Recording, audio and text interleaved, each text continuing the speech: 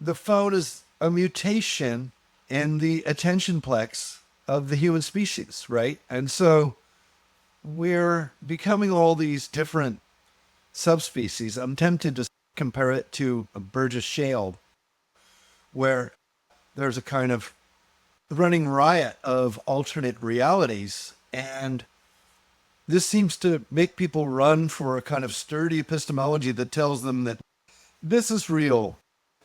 And so they say, oh, this, trust the science. And then they drill down on the science. They're like, oh, wait, the science is also in Alice in Wonderland because it's itself swept up in this kind of very strange info war context that we are living in, right? Where reality itself is being sculpted by the shifts and waves of attention that are happening online. And they're waves of attention that nobody is in control of, but almost everyone is aware of. I'm trying to encourage people to really experiment with turning a great deal of it off. I did a media fast between 2004 and 2011, which was part of that non-dual practice awakening, because that allowed me to achieve that kind of inner silence.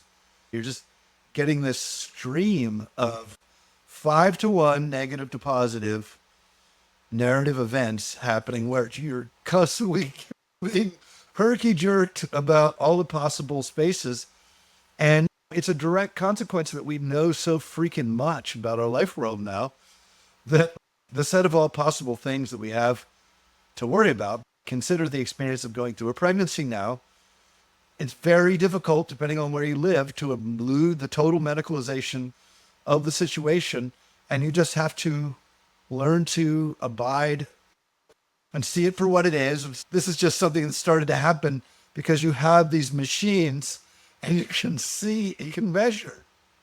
So you have to learn how to spelunk around a little bit in that darkness where you simultaneously allow yourself to say, actually, this is a very robust model of reality. It's not a hoax, but it's also the nature of a scientific paradigm is that it excludes all other forms of explanation. So how are you going to deal with that? Are you going to deal with that through this kind of continual reification, turning of the patient into a thing, using the computer scanning, looking for risk, right? Let 1,000 new media dietary restrictions bloom, where we figure out how to live within this thing that I think you're always emphasizing rightly is not just going to freaking go away. Okay. You can't just be a Luddite and be like, these goddamn Google, get off of my lawn. No, you can't do that, but you can't fall in love with it either. And so I am now thinking, I think it's time for us to take pause. We don't have to sacrifice our attention to the ever ravenous maw of the screen.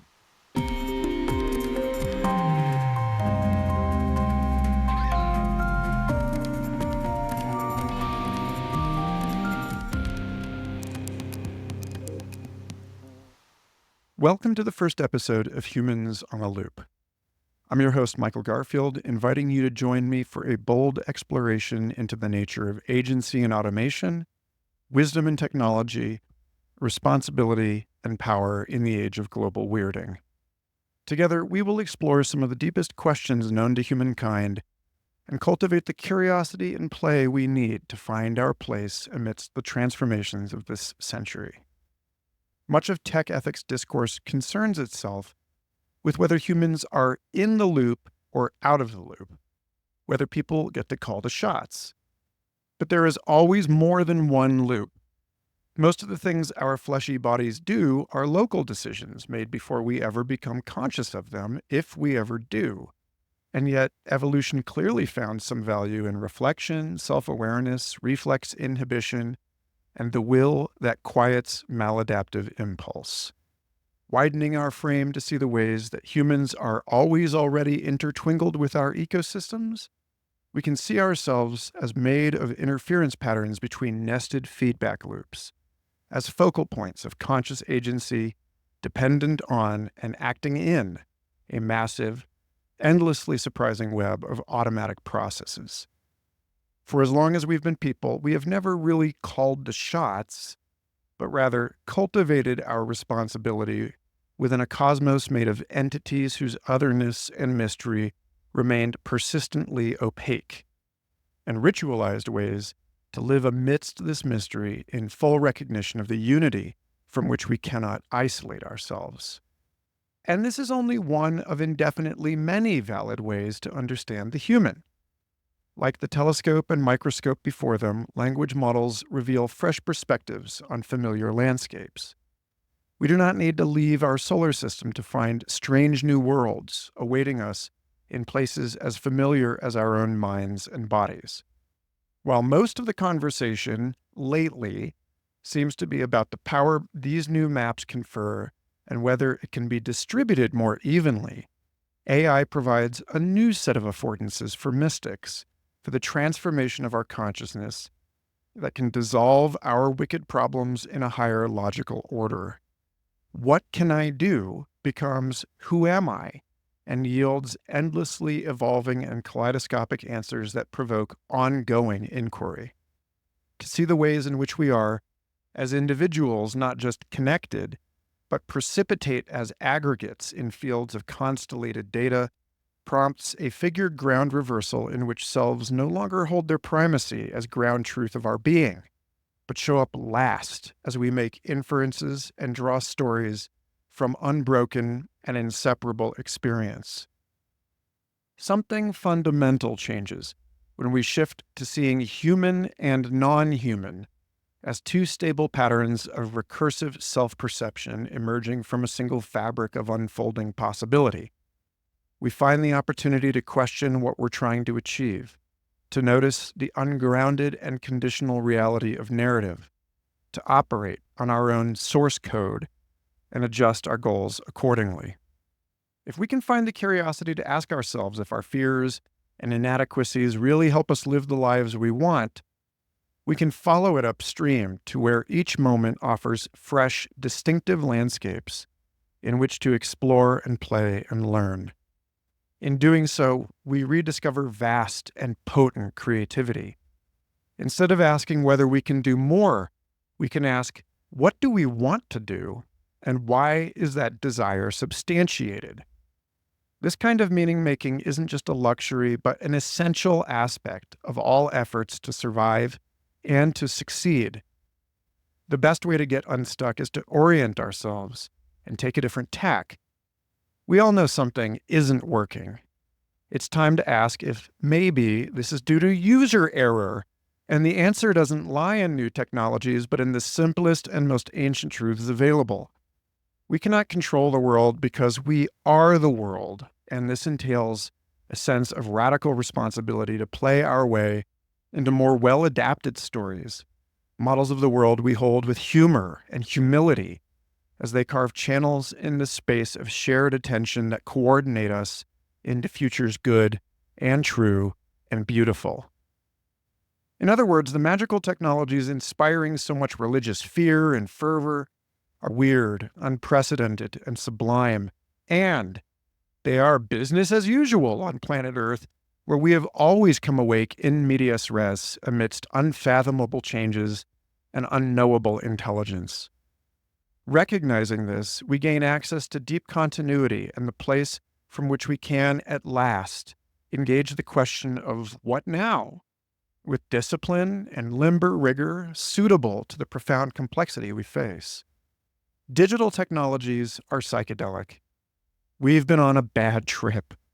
It's time for us to wiggle out, dream better, and allow a more capacious, plural, and harmonious humanity to take the oars together in whatever novel wonders may arise, to neither give way to astonishment nor let our fears steer us into the rocks. Humans on the Loop is an investigation of how awesome it could be, right now, to fully give in to the paradox and notice how its knots untie in hyperspace, and revisit all our looming crises with more presence, grace, and understanding, and more lucid, dare I say productive questions. One of these questions is how to apply the lessons of the living generations of psychonauts and psychedelic therapists to the vertiginous information and attention vortices in which we now find ourselves swirling. Maps of the World Wide Web look very much like brain scans of the amped-up functional connectivity between ordinarily inhibited brain regions in a psilocybin tripper. When the walls come down, when every node has edges with each other node, and average path length drops to 1, how do we prioritize? What paths do we decide to cut through the emergent intertwingularity? What apparitions do we honor and which do we ignore? And how? Some familiar tropes that we might use to guide us. Test your drugs. Get grounded. Set and setting. Integration counseling. When suddenly the barrier between imagination and reality evaporates, as our familiar notions of here, there, now, then, in, out, and other self twist up into a ball of non-Euclidean spaghetti, whom better to help steer the course through these turbulent philosophical waters than Richard Doyle, aka Mobius, Edwin Earl Sparks Professor at Penn State Center for Humanities and Information in the College of Liberal Arts. After his postdoctoral research at MIT in History and Philosophy of the Life Sciences, Doyle wrote the Wetwares Trilogy, a sequence of books on the history of information biology that reached its climax with one of my favorite reads of all time, Darwin's Pharmacy, Sex, Plants, and the Evolution of the Noosphere. He is also the author of The Genesis of Now, Self-Experiments with the Bible and the End of Religion, and Into the Stillness, Dialogues on Awakening Beyond Thought with Gary Weber, and has taught courses on aliens, Philip K. Dick, nanotechnology, rebellion itself, ecstasy, Sanskrit rhetorical traditions, burrows, basic argumentation, the non-dual Bible, and everything in between. I discovered Doyle through his appearances on my first favorite podcast, Eric Davis's Expanding Mind. And in the 13 years since, he has shown up for me time and time again as mentor, friend, and inspiration. And since this project is ostensibly a way of training my own language model to reflect the wisdom of my friends and colleagues, I can think of no one else I'd rather prime the batch. It is my great privilege and honor to be able to have him as the first guest in this series, as a way of helping set the tone for everything that is to come.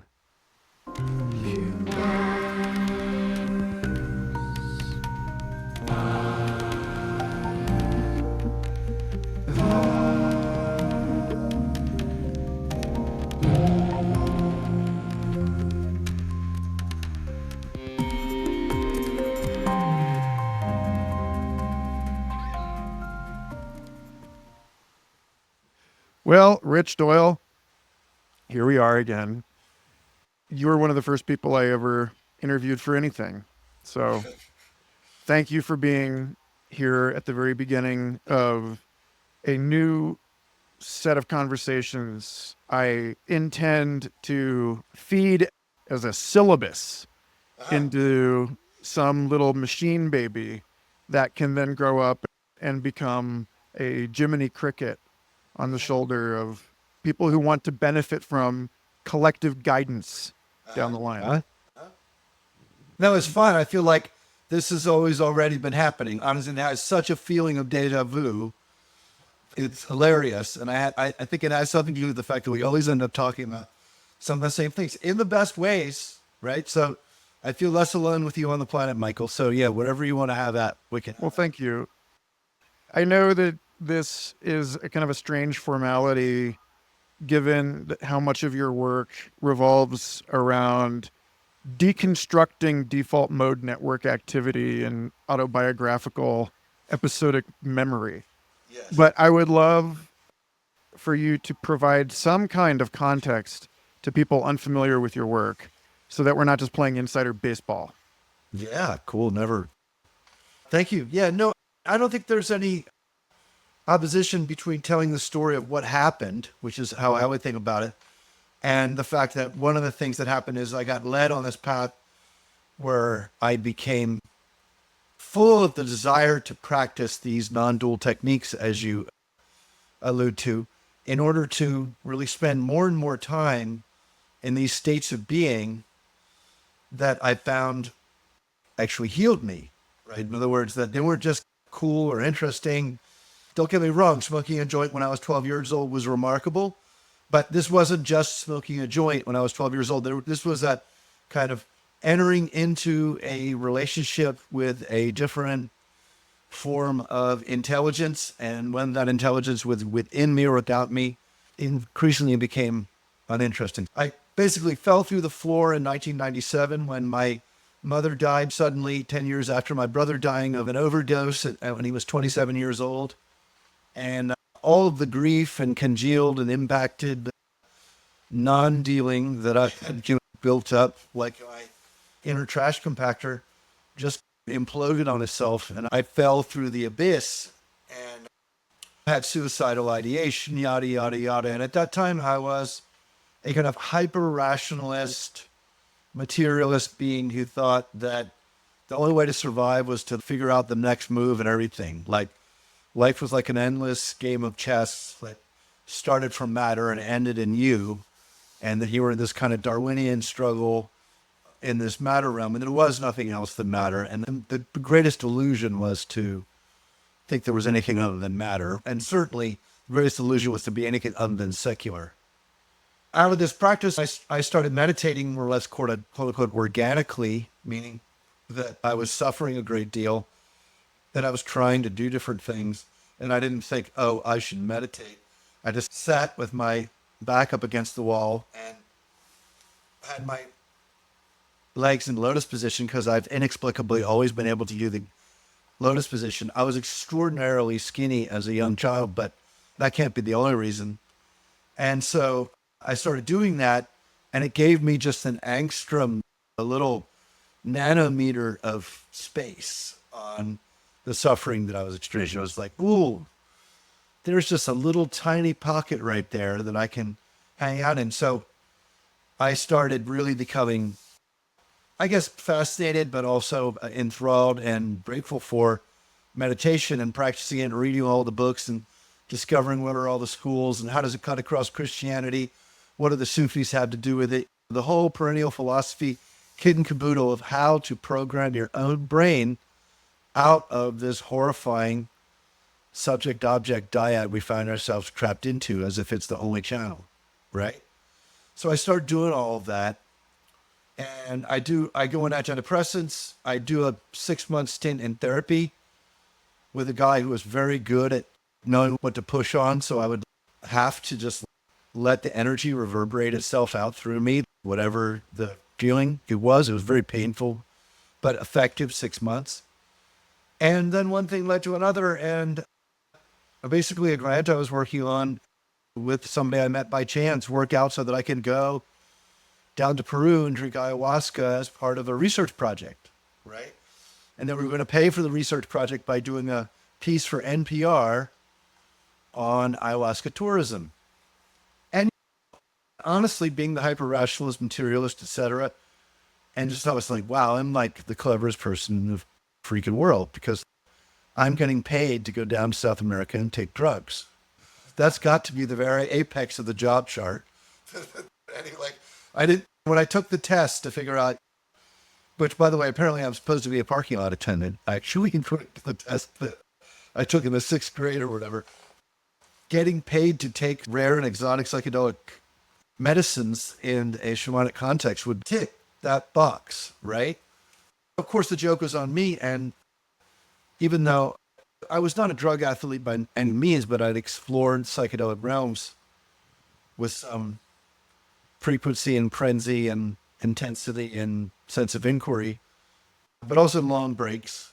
But when laid down with ayahuasca, there was something about the intertwingling of the plant realm and the human realm that was palpable, terrifying and comforting, ecstatic and dark. And without me even really doing anything but asking it, it proceeded to freaking heal me of severe lifelong asthma that had me in and out of the hospital and was the very kind of identity that I had. That was who I was this dude with severe asthma who was figuring out angles on how to live with that and to be like, that's part of the kind of like hypercognition, just think out ahead of it, you know? And that just went, just, it was released. I've written about it elsewhere, but there was a way in which that event alone is then ontologically shattering. So you're just like, pretty much anything I ever remotely thought I could hold true as a premise is gone. It turns out, in fact, like this Western technoscience is even more behind than I thought it was. And that, like, besides going through all these, like, them experimenting on me essentially when I'm 5 years old at Jefferson Hospital in Philadelphia with different kind of treatments and so forth, here's this long slumbering 6,000-year-old at least magical brew bubbling in Norma Pandora's cauldron that summons forth this bird spirit that waves a wand over my DNA and unwinds my DNA and begins making passes over the DNA. And I'm just like, whoa, that's like a bit much, man. More gentle. Teaches me to breathe again and freaking worked. Okay. People can speculate about the causality or what have you, but I had no pre-existing condition of believing that ayahuasca was a treatment for severe lifelong asthma. I thought I had gone to the end of looking into absolutely every avenue into healing asthma and more or less concluded that it was simply a palliative response, that I was just like, try to live with it better. There was no way to get rid of it. Like just complete steal your face right off your head, right? My whole ego of the usual sense that thinks it knows what it's doing, the cursor of the eye, is simultaneously ecstatic because it can breathe, but then it's also like seriously scubified, right? Like, how was that? So then I have a long and interesting, to me, and very healing and loving and beautiful relationship with Nora Pandora, who was my teacher. And there's not much to be talked about there. But when I was back in Pennsylvania, I would sometimes have contact with Nora, but also I found myself between the Euclidean and non-Euclidean realms, if you will, in the sense that in my job as a university professor and as a dad, I would just occupy this interface, right? Act as if there were these beings called subjects that are separate from each other and standing in opposition to these things called objects, which nobody can ever tell them what they are, right? So just play that game, as it were. And that was okay. I had no problem with that because I had this kind of like parental, as I'm sure you understand, I'll do anything for the kid. It's all right.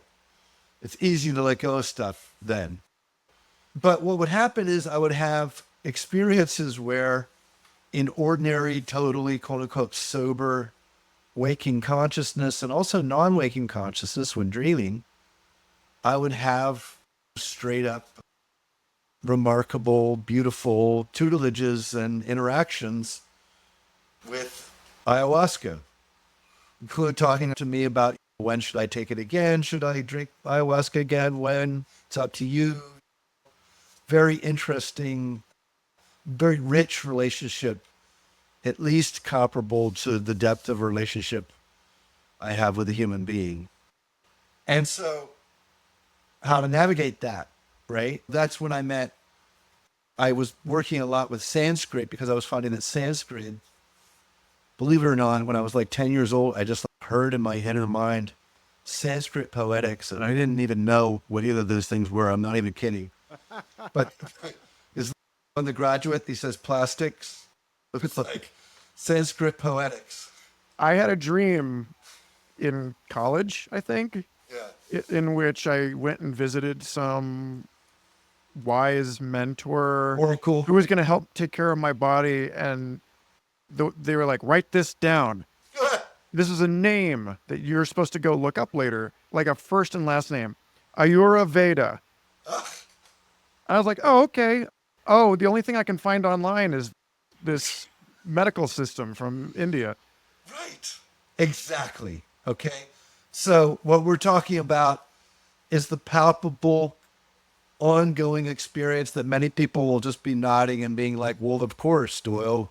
You're part of an extended quantum mind that is thinking itself through you, don't you know? Didn't you write about that? Right? Yeah. But it's still remarkable to participate in it, right? And my meditation had gone pretty, like I'd been doing it for a fair amount of time, but when I wanted to explore the Sanskrit, I just by chance, again, total synchronicity, met Gary Weber, who became my Sanskrit and Advaita Vedanta teacher. And he had succeeded in more or less turning off his default mode network, except for 15 minutes at the beginning of the day when he's like rebooting and his blood sugar would come up and so forth. He would drink water and then he would be like, oh, okay. And the characteristic of him turning off, though, he only later learned he had done that. But the thing that he experienced was an almost total sensation of ongoing self-referential thought, right? Of that ongoing chattering monkey mind that usually has the I and me and the mind at the center of it, right? And it has aspects that have to do with survival value, of course, right? We throw ourselves into an environment trying to get this I to survive, right? But there's a pretty compelling argument and an even more compelling experience that if you dwindle that part of yourself down, maybe if you're lucky and you're full of grace or some other kind of like unicorn aspect, it'll blow out altogether. That's really not the point. The point is to work the gradient between the ordinary kind of hamster wheel mind and learning, oh, that's a thing. It's like an allergic reaction that I'm having where my mind goes, and I can do things that'll make it stop doing that. So when I started studying Sanskrit with Gary, I thought, oh, I want to do it the scholarly way, I want to learn all the grammatical cases and yada, yada. No, man, we just started chanting bits from Shankara. And I'd already been chanting the Heart Sutra mantra, which I received in a dream. Okay, no lie. So I was already on that path, but then that really intensified.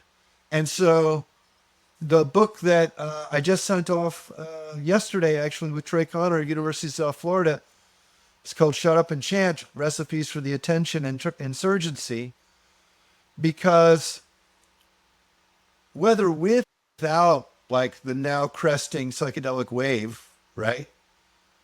That default mode network feels really good to turn it down. Okay. It's extremely healing to turn it down. There's probably nothing better than you can do for yourself or your family or immediate friends or whatnot than to turn it down. And there's absolutely nothing in our culture which encourages us to turn it down, because it seems like the opportunity cost now for our attention has never been higher, right? Why would I meditate for 35 minutes when, I don't know, I could be streaming World Cup soccer, or I could be, I don't know, I don't like video games, but video games represent a really big opportunity cost for almost anything else. It's like, why nobody reads, right?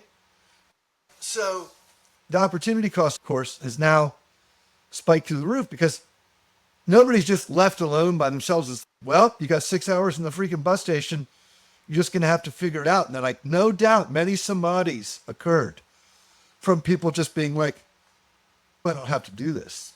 I don't have to I don't have to keep worrying and creating stories about why I should worry about worrying. I don't have to do this. There are ways for me not to do it. Okay, so this is actually a great place to start playing ball here, because your description of a kind of pathological extreme of ego activation. And it's funny, we call it the default mode. It is within that domain, within the modern domain, it is the default mode. But your description of this as a kind of inflammation Yes. reminds me of, I've spent a lot of time watching the underground networks of psychedelic care and therapy and I'm culture sure you have. become co-opted and taken up into the machine. But my time in that space has taught me that whatever people think the mechanism for glutaminergic reactions or 5-HT2A receptor stuff, Dude, it's all in the heart, man. yeah, one of the things that comes up again and again is that it is simply being able to disengage from that state. It's like my son was bitten by a fire ant recently. I said, oh, you put meat tenderizer on that, you get the swelling down, and as soon as you get the swelling down, it's not such a problem. It's not such a crucible. Yeah. And there's a relationship between inflammation and depression. Almost everything. Yeah. And then there's the inflammation depression motif, and the fact that we spend all day indoors without direct contact to the ground, like electrically insulated. I don't. Right? Yeah, I don't. Yeah. We're not exchanging electrons with the planet. And all sorts of stories. Of course, earthing is a contentious thing because it contradicts the eat your blueberries approach to dealing with free radical buildup in the body. But you can eat blueberries while you're laying on your back on the earth. Right. But there is something about, so, okay, on the one side of it, what we're talking about is a dramatically ungrounded society, like a radically ungrounded society. The one we're living in now. Yes. And it's a society in which, in the most mundane and literal terms, our isolation from the physical activity of the geosphere, noosphere, biosphere is having it's yielding its fruits, is leading to these physical pathologies and psychological pathologies. And then I think about, to take this into a domain closer to the practical aspirations of this series, I think back a lot to a conversation I heard at Boom Festival in 2016 on their futurist speaker day at Liminal Village, where I gave my first presentation of the material that became How to Live in the Future. And that day I said, it's important that we scan lovers and poets, because this is what we're feeding the baby through the bottleneck of the whatever is. It's important that we what, lovers and poets? Sorry, scan them? Scan them. Who do we want to benefit from first mover advantage in the space? What part of our human... That's not quite how I feel it, but I know what you mean. Yeah, I'm not talking about destructive scans, of course. No, I agree. It's a kind of, and it's a whole body. Let's slow down on it. It's a whole body haptic histocompatibility complex sniff-a-doodle-doo that when you're dancing, you're learning about your partner's microbiome, right? Yes, we're not talking about scanning the brain here. No, we're talking about this righteous evolutionary capacity we have to be like, ooh, like that, I don't like that, I like that, I don't like that. It's why the peacock feathers look so beautiful, because the peahen's like a little bit off over there, right? Like the scan. Yeah. So making no claims about the... making no claims. The limits of the model variables. Of course, all models are wrong, George Box, that kind of thing. But anyway, on that day, I heard one of the founders of a Makerspace in Amsterdam give a talk about what it's like to run an extremely well-equipped Makerspace, where they're doing what was at the time cutting-edge biofabrication and we know for this and that and everything. Yeah. We had a really fun Makerspace here for a few years. It was amazing what you could make. So someone asked this guy at some point, what you have bioengineering equipment and you have pathogen cultures.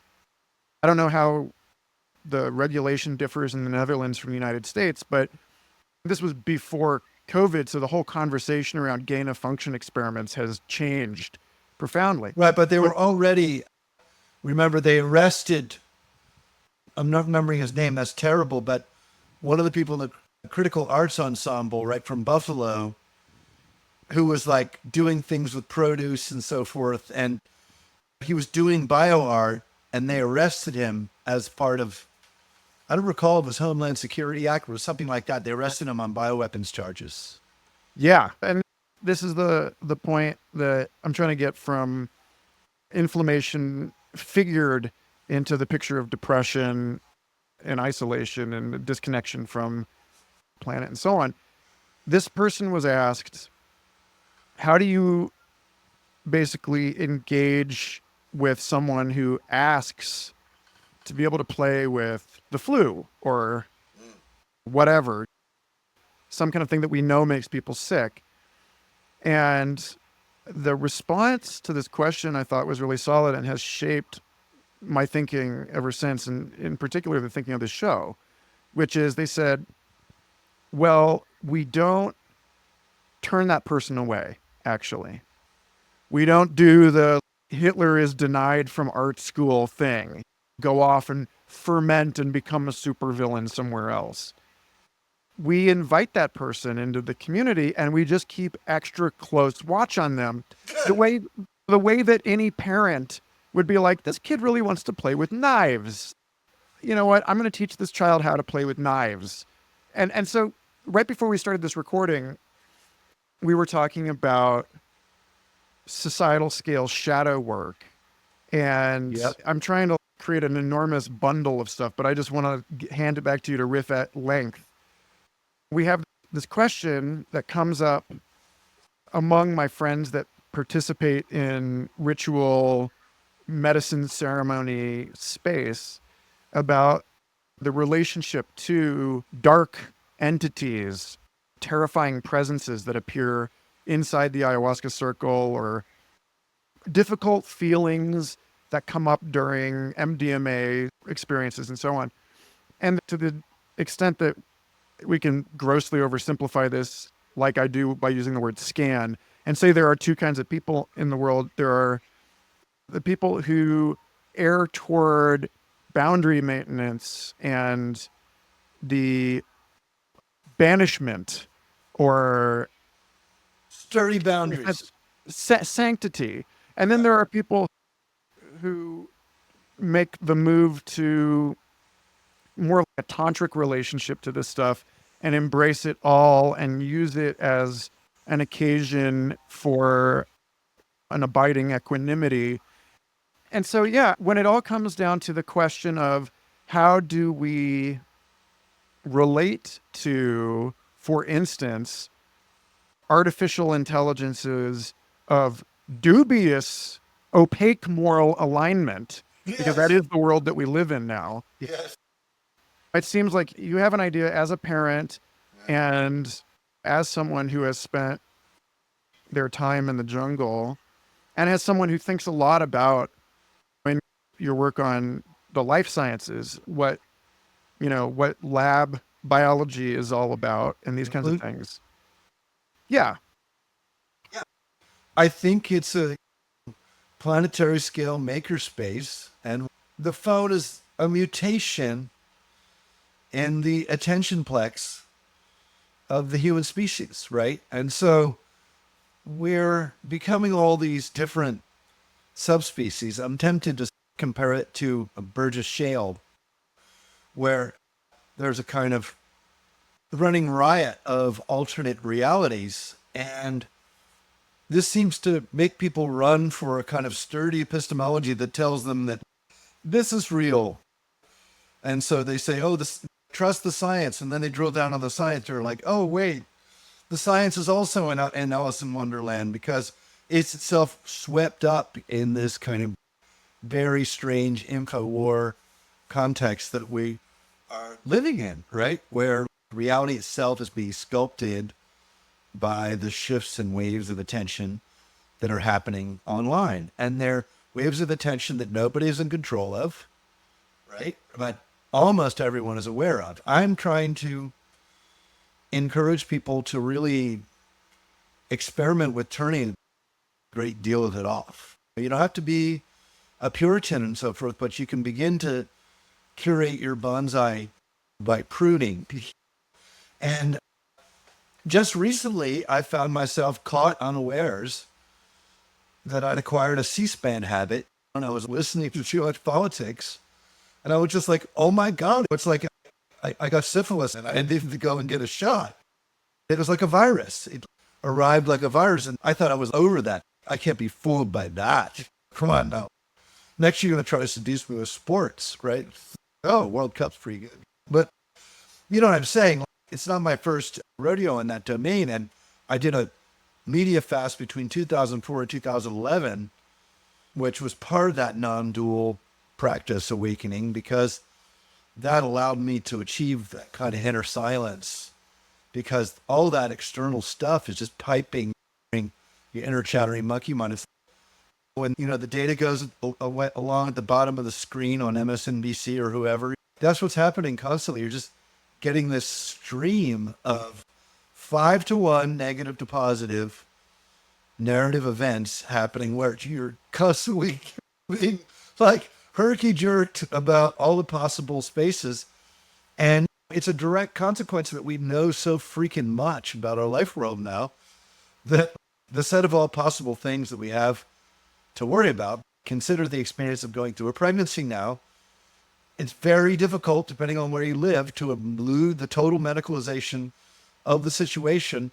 And you just have to learn to abide and see it for what it is. I see, like in your culture, you treat anomalies as possible problems, when in fact, your own data shows you that there's no meaningful clinical significance in any of these things. This is just something that started to happen because you have these machines and you can see, you can measure, right?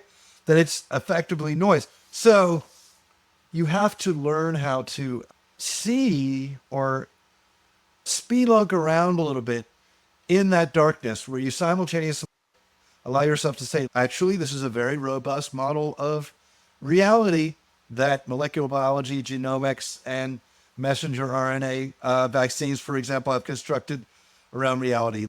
I know, having studied the biology at the time and then doing the historical work, that it's a very partial snapshot of what goes on in the living system. So I also know that it's really easy to exaggerate it. So you have to hold both things in your mind at once, right?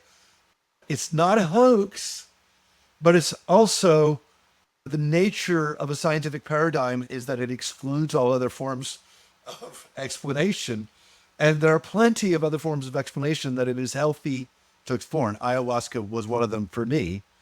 And it made it impossible for me not to have a kind of advocacy for free, open source, distributed, not regulated, not legalized, not institutionally secured, and so forth, medicine, right? We need to end the monopoly on medicine. Now, of course, that's a very, that's a difficult call, right? But we already see that the way in which our own complex is constituted now, where you've got a mental health pandemic, right? You've got a continually resurgent COVID pandemic that's not going to go away. You've got end-of-life strategies approaching for an enormous swath of humanity in North America, right? So how are you going to deal with that? Are you going to deal with that through this kind of continual reification, turning of the patient into a thing, using the computer scanning, looking for risk? Well, probably that as well will happen.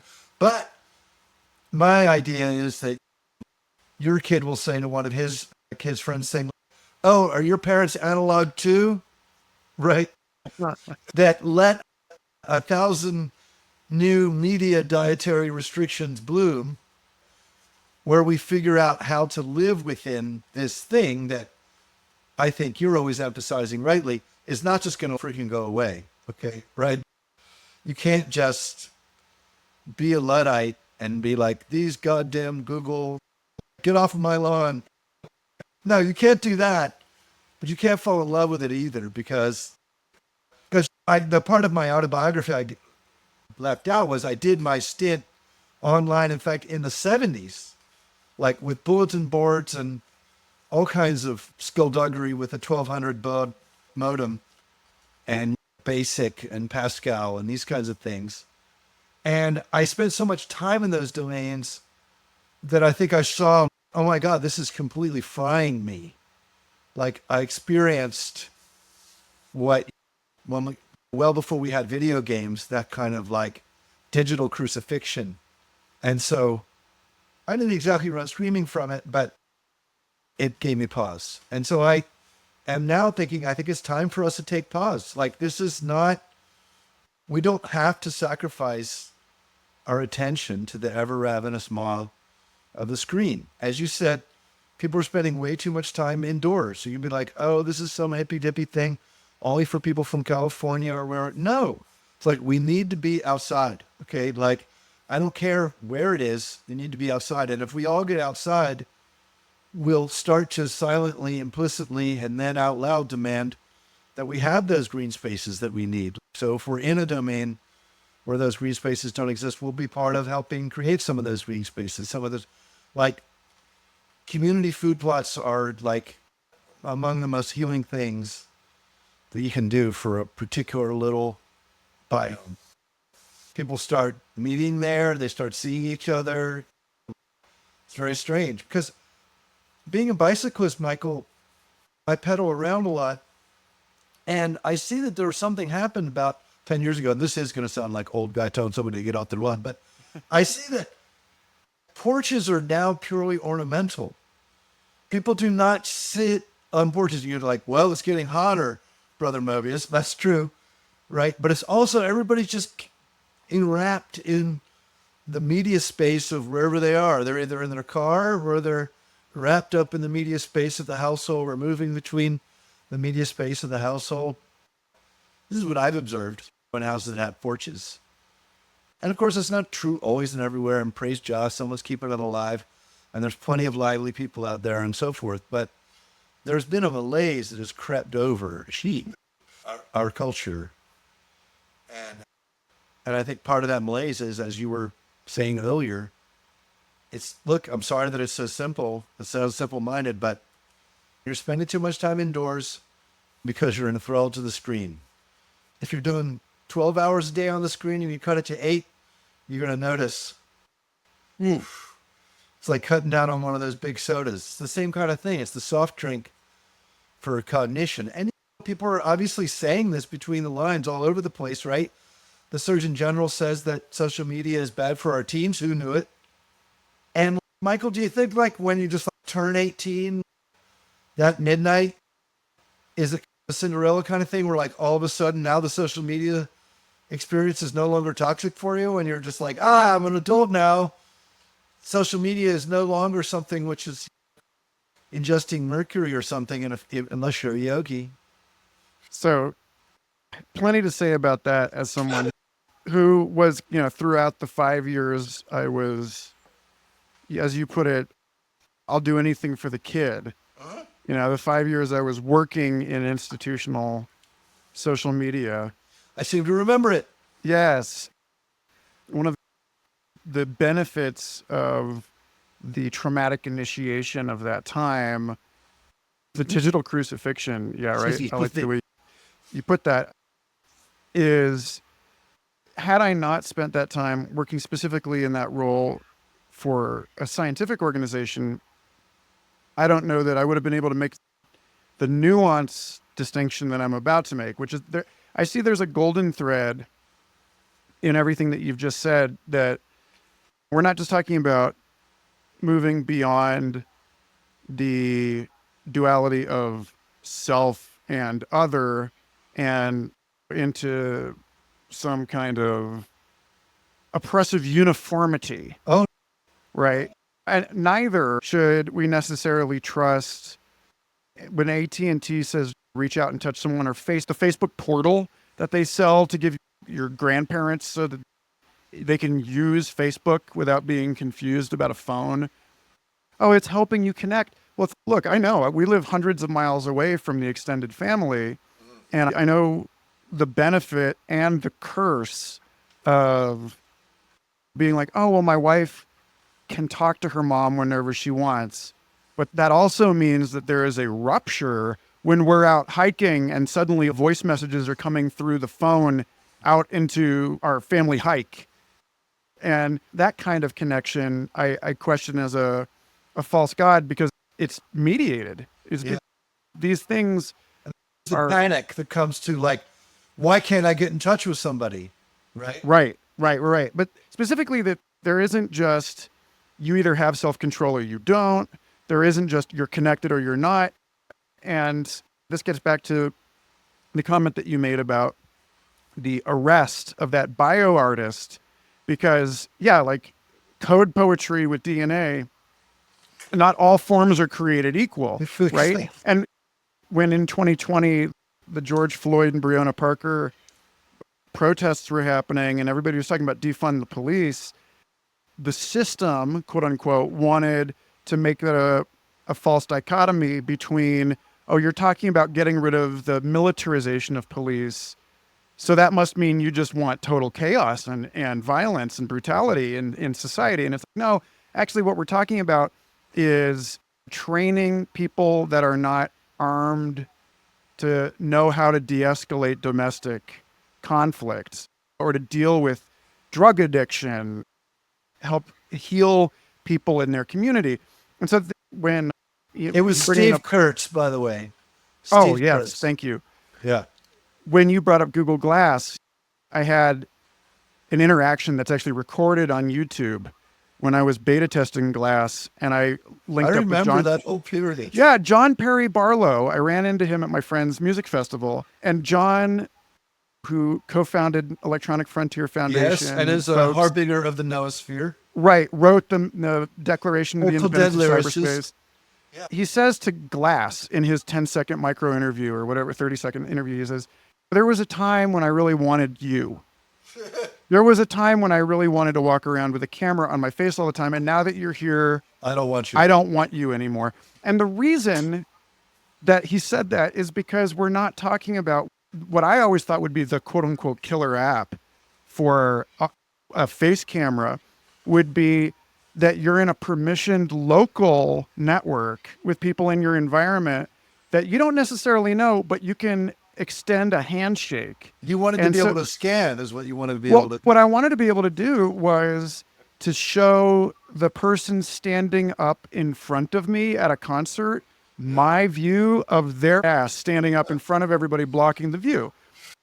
And that's a very different, that's a lateral, local, mesocosmic, neighborly exchange. Yes.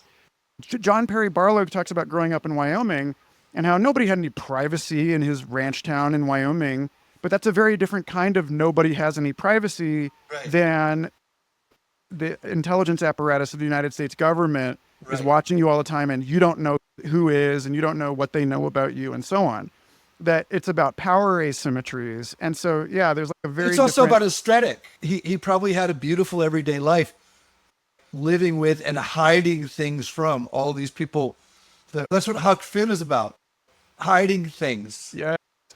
And so, of course, we don't want to imagine there was some kind of total privacy realm, but there were also countermeasures and the scale was not the same, right?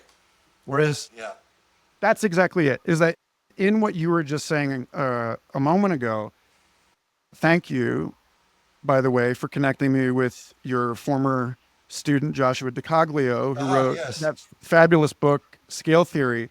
And it is quite a book, I have to say. I'm going to get him on the show soon. But the point that he is constantly embroidering in that book is, well, where do you want objects to arise? Because if you're at the level of the biosphere, at what scale? People just aren't really there. If you're at the level of your blood cells, people aren't there. And so it's not that the self does not exist. It's No. that we end up in this sort of fluid and plural relationship to these things. And that's the same thing when it comes to the desire to heal the alienation and the disenfranchisement of living in the highly mechanized modern world by connecting with each other. It's like, well, Sure. wait a minute, what kind of connection? What Yes. kind of oversight? What kind of structured relationships are we talking about here? Because when connection becomes the end rather than the Flattening. means, Yeah, it's a flattening. then we get zoonotic illnesses. We get escaped dinosaurs. And so that's, We yeah, get COVID. Right. exactly. Yeah. And we get the classic scenario where if you make the AI that's smart enough to jailbreak itself, Yeah. Which you you know, better, because otherwise somebody else will. yeah, right. So this is the wild space in which I want to hear you say some more about what you said in Darwin's Pharmacy about psychedelics or ecodelic being training for the condition of transhumanism. Yeah. This is what we've been talking about this whole time, which is that we occupy now a higher dimensional space than we thought we did, or we always did, but it's more obvious now. That's right. Well, it's been almost made literal, right? Buddhism talked about the sheaths, the skandhas, the layers. And now we can imagine our layers all the way out in through the supply chain. Now, that's just making evident something that was always already true. It's not, oh, we invented these levels of dependent origination, but some connections in them have been intensified, right? And so, again, to me, the crux of the biscuit here, in terms of where we are right now, there is then therefore attention, right? The quote unquote problem with the AI prompt is not that it's no good, because it's not really. I don't think it's boring, but maybe I don't know how to get the prompt. It wrote a good poem for me that I enjoyed, but that it is going to render exponential the ravenous maw of the online attention gradient, because it's there's a search engine with a vengeance, right? In other words, to me, it's Wikipedia is like ayahuasca. I can go across different links for a few hours and I uptake the information in a relatively slow way. I really go on a journey, but it's choose your own adventure and it's cool. Whereas just like complete rabbit holing inside the AI prompt with this personified being is smokable DMT. And in my experience, it's very hard to integrate the latter and can be helpful to integrate the former. And I just feel like we're turning it up to 11 for the sake of turning it up to 11. So that's why I'm thinking, okay, so part of the quote unquote response or answer to that will be in the technological realm. But I personally think a lot of it has to be in the user realm, right? In other words, that we're all going to have to work on our wetware, right? In other words, that if these externalized gizmos have achieved this kind of escape velocity on our own attention and our own consciousness, and I'll give an example in a minute, then we need to at least practice remembering what it's like to have the synthetic knowledge between realms like someone who was well read in the 20th century. Why? Because there's entire codices of knowledge that are only understandable if you have that capacity to make synthesis, to make those connections across these different, rather attentively read, trance-induced, like reading is a trance, let's be clear. It's a shamanic enterprise. And now that reading is getting crowded out by prompting and search engines and so forth, we're not going to put that horse back in that barn, but we can build practices on the other side of the screen, as it were, so that we can say, okay, do I have the narrative capacity to navigate something which is my birthright, which is like the epic quest, right? Can I go on a life journey? Well, I can't if I can't synthesize enough types of different kinds of information and provide a narrative for them that I also don't become attached to. Part of the epic quest is not becoming attached to the narrative of the epic quest, because there's always about to be another turn. But I'm seeing an atrophying of these capacities, even in people I've known for a long time, because people were just spending less and less time in those reading trance states, and less time in any kind of a storytelling state, right? So we're not doing either of those things. And so again, I'm going to sound like I'm lamenting it. I'm not simply lamenting it. I'm suggesting that we engage countermeasures, and that psychedelics, for many of us, have been part of those countermeasures because they are what Buddhism would call skillful means. In other words, that really, once I started meditating, it was in fact really good that I'd had some mushroom experiences some years before. Because for lack of another way of putting it, it gave me something to do when I went into whatever state I was going into, and that state of my meditation. I had learned how to just observe my own consciousness without freaking out, right? Because otherwise I'd be in the midst of a 5-gram psilocybin experience on Halloween in 1984. If you don't learn how to assume the witness position, then you're not going to come back for thousands of years, right? On the subjective register, anyway, it's going to seem like thousands of years. Halloween trips in particular have a Yeah. certain je ne sais quoi. Oh, and you just can't believe it. I remember looking across the street and there was a Halloween parade. It was in Washington, D.C. And there was a float and it was a mushroom, right? And I was just like, This is perfect. This is perfect. The last time I remember tripping on Halloween, I had just gotten out of college, and we went down to the student ghetto, just downhill from the University of Kansas, where all the big group houses are. And it's one of those deals where the doors are all thrown open and everybody's got their red cups. And my buddies and I went just to see which parties we could work our way into. And we were standing outside this one house, and this guy dressed in a silver spray painted cardboard, like the robot from OK Computer, right? had clearly had one too many and really tied one on, and just fell down the stairs of the front porch in front of our house. And we just, it was that moment. It was that moment of the trip where you just you cannot stop laughing about watching a drunk robot fall down the stairs. And so I'm going to connect that to the burning tip of the question that comes up for me listening to you talk about all of this, which is that actually just before we got on this call, the very last thing I did on social media was, I'm 40, so I rage quit Congratulations. Facebook. Thank you. I rage quit Facebook, and now I am, in the words of Stuart Davis, only changing drugs because I'll do anything for the kids. Yes. I'm reallocating that problem to LinkedIn. See the move. Yeah, it makes I was sense. on my LinkedIn profile here today trying to update my available professional services, and I noticed it's very strange that storytelling is not one of them. You can talk about brand consulting, you can talk about executive coaching, you can talk about public relations.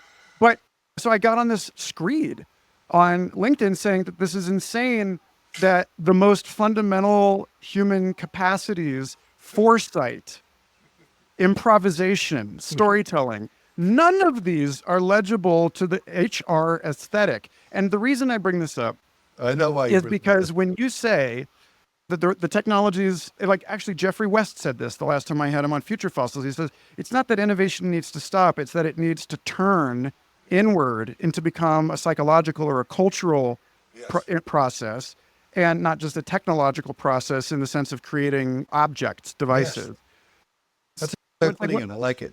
When I think about, you're talking about techniques for encouraging the cultivation of wetware, this is the problem, and this is the problem I want to pose to you, which is there is no storytelling category on LinkedIn. Another way of putting that is that, and I just wrote about this in this piece on carcinization for Eon, moving into the city is easy. Moving out of the city is hard because it means you're talking about gradients. It means moving down an opportunity gradient away from all of your tech bros that are going to fund your startup, away from the convenience of being able to order whatever ethnic cuisine you want at any hour of the day. Reason why people move to Austin, Michael. Yeah. Yeah. And there's a reason I moved away from it, right? Which is precisely because of what that process does to the actual karst upon which the city is built. Like any day now, Austin's just going to collapse into itself. Yeah. And at that point, exurbanization will be easy because you will be on an evacuation route. But my question for you is, like, between here and there, what we're talking about is we don't want to wait for some catastrophic event to completely upturn the fitness landscape that people have to navigate in order to make these decisions. Like when you say that the opportunity cost of turning off your video game and turning on the book or sitting on the cushion is really high, what can be done to make this easier that doesn't look like gamifying meditation with a phone app? Oh, yeah, I know. I thought you were going to suggest Sitcoin. Well, that's where the proof of work is that you have people have actually done certain, like, each unit is an hour of meditation or some such. Sitcoin is solid gold, honestly. Yeah, Sitcoin. Yeah. That's what I think. I know in a way that some of your viewers will probably find preposterous that the non-work I do every day to sit in silence and let go of any thoughts is the most healing thing that I can do, not only for myself, but for everyone around me and for therefore the universe itself too, because they're all connected to that universe. And that when I do that, it's true. We all have to construct our lives in different ways, and we're constantly remaking the script and narrative of our lives. But I find that Matthew 6:33 in the KJV is true. It's like, seek ye first the kingdom of heaven, and all these things will be added unto you. In other words, if you make that space and you carry out that willful sacrifice of not doing anything at all for 35 minutes so that your brain can enter into a different kind of state, then even though it seems like a very poor bargain from that perspective, that the fruits are so extraordinary that if you can keep it up for 2 months, now, of course, it's not the only practice, right? I'm an evangelist of the bicycle, right? The simplest bicycle possible, a single speed, a fixed gear, something that doesn't need to be fixed all the time. You integrate your own self-locomotion into everyday life. I know we're talking about asking people to make radical changes within an infrastructure that's designed to make them do other things. But that's why it starts with meditation and exercise. Right. And actually, this is just to up the ante on this particular question. My friend Naomi is going to give me hell for this because she has what she calls TTDS, which is the time to Daniel Schmachtenberger. It's like how long before someone mentions him in a conversation. But I want to... I don't know who he is. So okay. He's a public intellectual who talks about the meta crisis. And this other guy, Nate Hagens, he thinks about the future of energy and public policy. And they've been having a whole series of conversations that's attracted a lot of attention lately. And one of the things that came up that is directly to this issue is Daniel's point that through enlightened leadership, we can create organizations that practice restraint. And as individuals, we can practice restraint. But Daniel is preoccupied with the question of, which is, I think, I'm not interested in restraint, by the way. Okay, but go ahead. Okay, well, maybe you can help me make the proper differentiation here. But like this question of being able to exercise the willpower not to engage in what looks legibly like economic production, right? Because we know that play and storytelling, the kids and the elderly and women, as Tyson Yunkaporta said, that these things, they've all been commodified. All of these different dimensions, they are the frontier of commodification. Everything that that was invisible to capitalism 100 years ago. Kids are now the kid app on the iPad. Just ask your parents to put the code. But I guess what I'm saying is that, like, whether you're an organization or you're an individual, there are ways to exert executive function and create space and silence. And that's what I think he talks about. What he means by restraint is create the silence within which it is possible to hear the longer time scale in which that silence actually does confer some sort of benefit. Your organization does actually, over a much longer time span than it is calculating, benefit from this. You know, the literature suggests even an individual meditator, 2 months does quite a bit, like that you're rewiring the brain quite a bit. No. But wait. Yeah. But Daniel's question, and I hope that this doesn't sound merely paranoid, but he and his discourse nimbus are preoccupied with game theoretical equilibria. And his concern is a question about turning the other cheek. It's, well, you can do that, but then that business in the short term is going to be outcompeted by businesses that do not show restraint. You know, right, like tell it to Martin Luther King, right? Tell it to Gandhi that the two most successful anti-colonial, anti-state organizations, movements, had as their basic principle this turning of the other cheek, the practicing of agape, the giving up of self-will. And it looks preposterous. And you'd be like, yeah, well, they killed Jesus. And it's, yes, but if you look at what each of them achieved, it's impossible not to conclude that there's an enormous energy that is unleashed through this not doing. And so there's various limitations to a game theoretical framework. It's very powerful. If we followed game theory entirely, we would have gone along with John von Neumann and bombed Moscow in 1959 when they had the bomb. And I don't think that's necessarily a better outcome. You know what I mean? So game theory is just a tool. And I'm not sure most of my experiences in nature are really much about equilibria, right? They're actually about being far from equilibrium. But it's easier to study equilibria. So we're like, okay, great. We can put a price here. This is what's happening with surge pricing, right? The supermarkets are getting the surge pricing indicators so that there really doesn't really have a price, man. Like, how much is it now? How much is a avocado now, man? Right. $10 for you, hippie. Right. So exactly.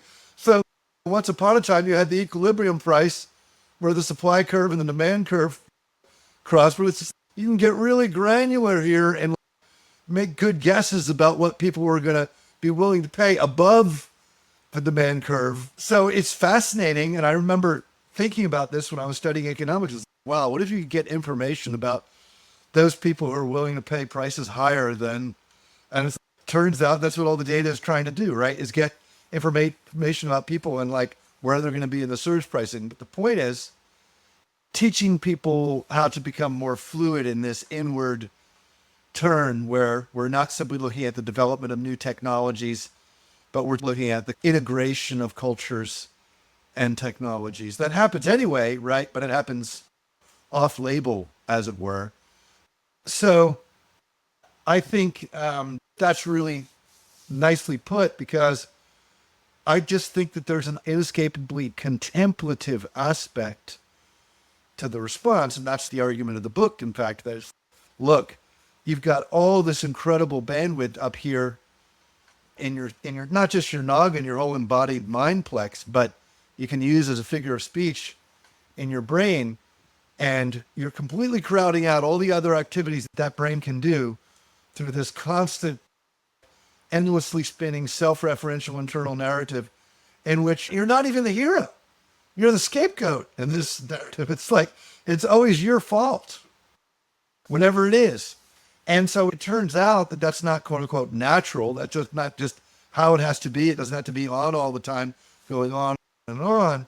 And so therefore the technologies can do whatever they want if we can learn how to engage in, it's in a way, it's a spin on the halting problem from Turing. Subhash Kak, the information scientist, he defines consciousness as the capacity to halt, right? And so maybe that's what you mean by restraint. And but just this capacity to disengage the attention and to allow the attention to either focus on something else or to not focus on anything at all. And that is the magic of meditation, is taking the attention and not simply focusing it on another object or another subject, but allowing it to just simply focus on itself, essentially. I mean, when we do that, it's just unmistakable, right? What? I don't mean to interrupt you, but No, I love to be interrupted. you're just reminding me of an exchange I had with some random asshole on Twitter last Okay, week, well, where somebody was asking about different attention strategies. yes. And this guy responds to the original post that having a fat attention isn't all it's cracked up to be, because we learn really fast low shot training and the fox and the hedgehog, right? That the fox is actually just fine. And I was like, well, have fun being a prey animal if you can't pay attention. Right. And then he couldn't get out of the model. He's like, actually, well, no, it's the hedgehog that's the prey animal. And so I sent him a picture of an eagle eating a fox. And I said, there's more than two animals in this ecosystem here. Like you have to be able to integrate the ability to, Ian McGilchrist, to be a prey animal and a predator at the same time in order to be flexible enough to adapt to the environment as it morphs around And you. but also just like the lived experience of being in that self-referential internal narrative all the time is and will be retroactively recognized as hell. In other words, Yes. that you do That was not actually want to an be, important because point. it's not all it's cracked up to be. Well, everyone's different, but I never want to go back to the always on SRIN. I just don't. Yeah, that was Timothy Morton's point in the new book on A Search for Christian Ecology.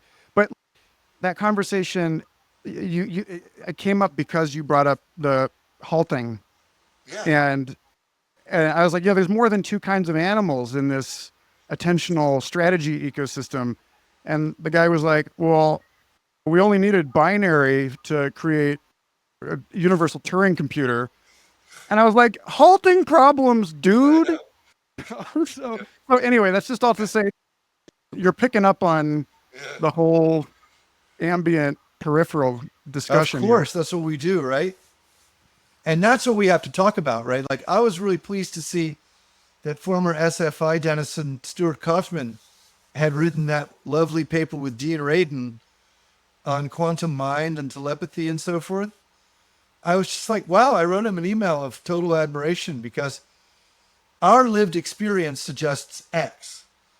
They're like, now, oh, here's somebody you can tell me about in a minute. The science just finds it just culturally indigestible. The data on its own isn't indigestible. It's culturally indigestible. Everybody remembers what happened to Brian Josephson, right? The Nobel Prize winner. And when he said some things about telepathy in public, got shouted down in various conferences. Now, maybe you know who this person is. Apparently, there's a remarkable woman botanist who is allowing ayahuasca to help to design her research. And I was like, oh my God, I need to meet this person or talk to this person. And they're getting shouted down for actually following the data. Of course, that's what you would do. I was at a conference in 2004, and the scientists were like, we don't know what this coherence is that we're seeing in the EEGs. And I raised my hand and I was like, well, have you asked the ayahuasca? Monica Gagliano. That's it. But it's just amazing that the knowledge is still indigestible. I don't know how she's presenting it or what her arguments are. I'll look forward to looking at them. But my understanding of it is that simply people are like, you can't talk about that shit. Right.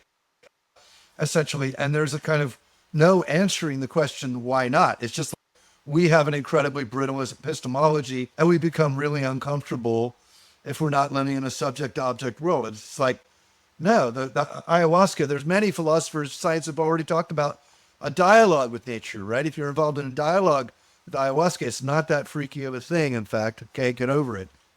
I mean, she actually has a years old article from 2020, See, I guided by missed it. plant voices in Nautilus magazine, Oh, okay. That's like the bastion of yeah. science journalism. So Right. it's not entirely hopeless, but I haven't seen anything else from her in that tier of publication since.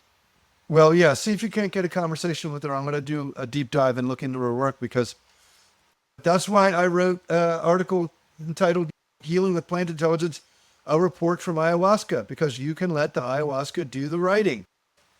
Don't knock it till you try it.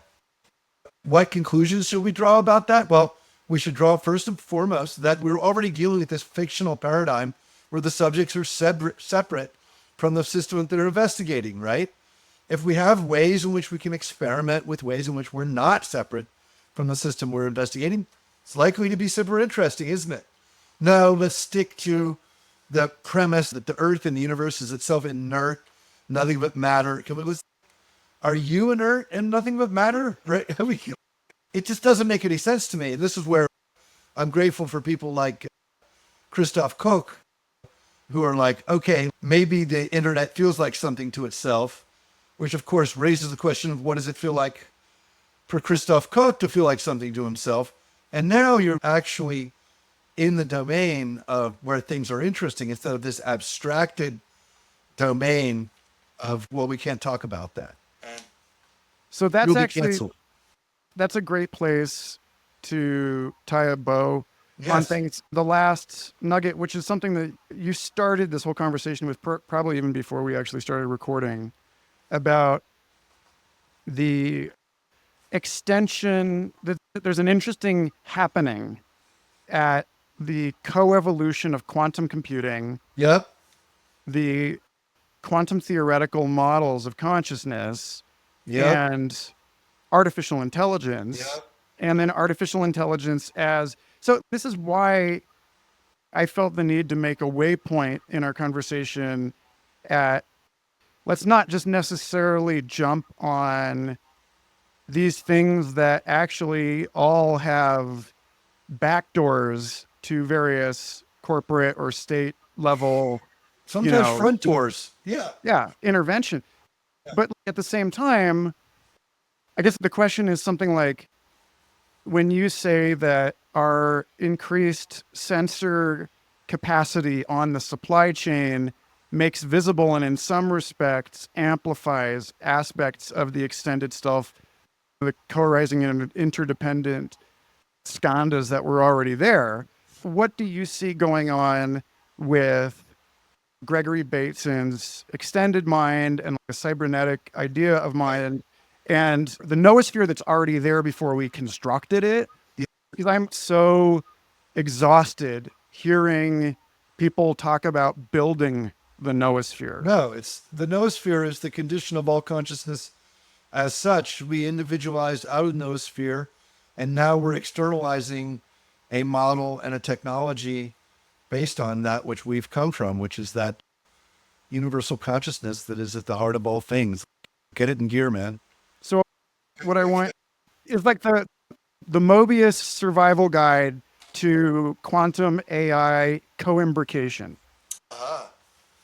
Oh, well, I'll tell you, it's funny you put it just that way because I'm actually, okay, so like on the attentional side, we need to train to elude the throw of the prompt, right? And so we need attentional techniques and handtics and practices so that coevolution of AI is that hey out that prompt. That the human attention factor has to be dwindled on the AI side because otherwise it's going to suck up all of our attention and we're going to become nothing but an extension. We're going to become the capacity to enter prompts, right? I don't think that's going to happen. I think we will adapt with these attentional actions, but we have to think our way through it. We have to practice. But the other thing that is extraordinary is it really is likely to unleash enormous amounts of economic value. The conjunction between these things that you're pointing to, and that so much economic value that really the question, as always, is for whom, right? In other words, like, where is all this quantum computing getting leveraged and mobilized now? Well, of course, in finance. Why? Well, because like in private equity markets, you can model how much something is worth, and he can do a deal, right? And so on. So what I think is going to be interesting is how kind of adept, agile, fluid prankster can we be in this massive unleashing, I think, into these kind of fractal domains of wealth, okay, that are going to take place through the conjunction of artificial intelligence and quantum computing, and make sure it's not something that's just once again sucked up by the 164 families or whatever it is. They're going to suck it all up. Because if you haven't noticed, right, we've been producing enormous economic value, even on the kind of like crude GDP way over the past 20 years. But everybody is doing worse except for the very top of the Chomsky chain, right? So I think that's where the question really becomes. It's like, is the Black Iron Prison going to be able to control the conjunction of all of these things? And I think it's really uncallable. But let me just point out one thing in the future fossils aspect, that one of the ways it's going to unleash all this wealth is because the acuity with which you can look at large amounts of data then becomes like child's play, right? I dealt with a guy maybe 2 years ago, 18 months ago, and he was freaking out because he worked for a private equity firm and they had the AI and they knew exactly how much hamburger was going to be in 6 months because they had all the data for sit-down restaurants in the United States. And it was just like shooting fish in a barrel that like, we just made another $50 billion because we can create a futures contract and we know exactly how much this hamburger is going to be. And I think you could say, oh, well, if somebody lost $50 billion, well, no, not necessarily. I think you are going to produce these universes of wealth. But that acuity with the data also allows, I don't know if you heard about, I think it's in Zambia, that there's a new copper deposit that's been found that's enormous and extremely valuable. And the AI has found it, right? Or one of the AIs has found it. And so remember, my definition, even going way back to Darwin's Pharmacy, as a working definition of consciousness, is gradient perception, being able to compare different kind of thermodynamic opportunities, right? But also value, no value, accumulated in all kinds of ways. And now all of a sudden, you have this new mode of perception through the AI. You're going to start to find treasure troves of resource curses all over the world, right? In other words, what's that going to do to Africa? Well, and that's where it becomes a question of, can you choose to move out of the city as that opportunity thing becomes even more intense? Because like really in that sense, the question is not, can someone making $75,000 a year move out of the city? It's, why would a billionaire move out of the city? And something like that is the question of, well, if your AI says, hey, look, there's an enormous copper deposit. I can only think of one person in the world who walked away from $1 billion mining opportunity. And that person was John Allen, Johnny Dolphin, who created Biosphere 2. Right. And because he had a peyote vision, his first psychedelic experience, he sat with a buddy who was like, I need someone to be there with me. And he took peyote, and peyote was like, this is what you're doing. And it was $1 billion uranium deposit that he had inherited. And he said, you know what? I'm not going to rape the earth like this. Yeah. And he walked away and he took the slow boat to Tangiers, like literally, and began the period of years long kind of wandering and fugitivity that isn't even possible now in that same way. And so when I think about the one thing that I would connect that to is University of Chicago professor James Evans, when I had him on Complexity Podcast, episode 55, and we talked about using machine learning to identify fertile domains for prospecting in between disciplinary research areas. It's like in the space that no one is already looking. Isn't that what our brain is for, brother? Right. But it's like AI is performing the role of the fool in the same kind of conversations where I was at SFI saying, hey, wait a minute, like you're a Right. physicist and you're a biologist. Have you looked at this thing in the middle there? Oh no, because that's not how I see things. I need a Yeah. naive perspective. And so if the naive perspective comes in and the planetary Christ child of AI is go dig up the copper, how do we say no? Well, all we can hope for is that the AI finds a whole bunch of copper, and therefore no particular deposit is outrageously valuable when it becomes more local. If we link the AI up with the already extractive processes, we know exactly how it's going to go, right? So that's why I say I think it's going to unleash enormous amounts of wealth. I feel a little bit like Eric Drexler, feeling like we're on this edge of a real post-scarcity economy, but we always reinvent scarcity because there's this unbelievable ravenous maw of lack at the very top. I had an incredible dream, one of these lucid dreams of what Jung calls the big dreams, where I found myself and I was consulting for Elon Musk. It's like under all the fluorescent lights, and they're just like had the crappiest takeout pizza there. Everybody was snorting vaguely toxic powder, drugs, and so forth. And Elon wanted to consult about biological architecture. He brought me in because he heard that I had once said something about Robert Rosen, the theoretical biologist, who has a very beautiful vision of the way in which living systems integrate with thermodynamics and so forth. And I was just like, okay, sure, yeah, I'll teach you whatever it is I know about Robert Rosen. So we're working along with the text. And it was clear that Elon's interest in biological architecture was like not theoretical, right? And then at a certain point, Elon takes his shirt off, and there's just this enormous empty orb here with Lovecraftian tentacles coming out of it, just somehow elaborating the universal gesture for more. And he saw that I saw the tentacles, and he was just like, oh, yeah. You know, it's just my intergalactic familiar. You've read Three Stigmata of Palmer Eldritch. You know how it goes. Yeah. What am I going to do? The Watiko. Yeah. But okay, so, and really, we're almost, we got the landing gear down. Yeah. I do want to send Elon Musk a copy of Through Stigmata of Palmer Eldritch because he's basing his whole Mars thing off of the Foundation trilogy. He needs to read Palmer Eldritch and Martian Time Slip. It's not going to turn out the way you hope, dude. Right, right, right. And you and I are not the only people that have made the connection that Musk is basically a metafictional incursion into our timeline of Palmer Eldritch. But but here's the thing. It's like when I talked to Tyson Yunkaporta, I asked him a very similar question about what is our problem with accepting abundance?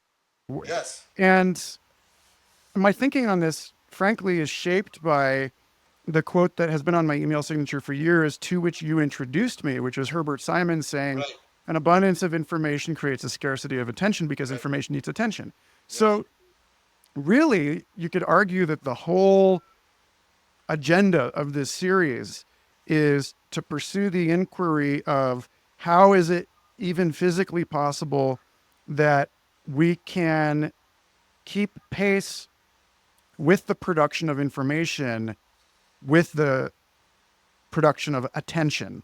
Meditation is the one word answer, yeah, right? First of all, you begin by sacrificing that always on relationship to the machine.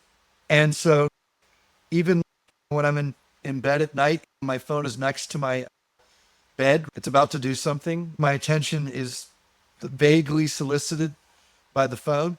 But when I go into meditation, that whole realm, because the attention is no longer outward pointing, but is now again inward pointing, it's in that inward pointing intention that you become aware that it's possible to turn your attention inward, right?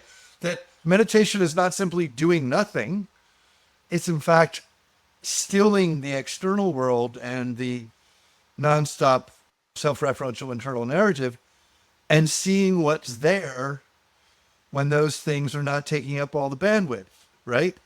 So the 50,000 watt country music station is somehow turned down, and the crystal radio kit from within your own noggin introduces you to Valis, right? Or into some archetypical way of understanding the supra-mental, right?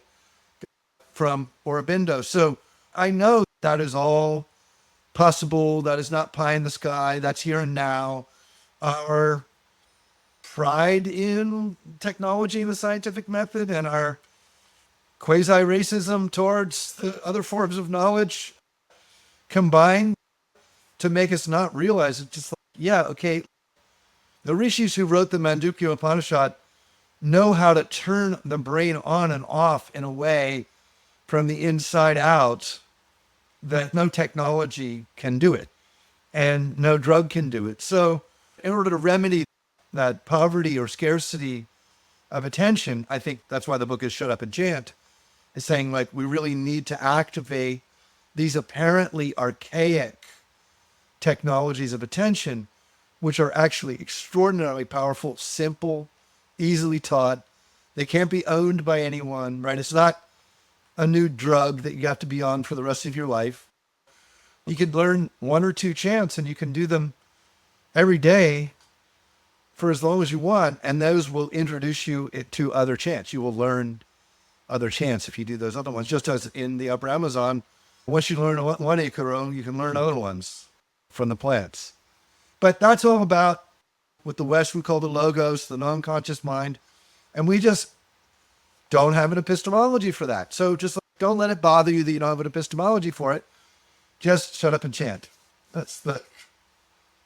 I say this knowing full well just how obscene it is, but I hope you will take it in the spirit of which it is given to the listeners. Yes.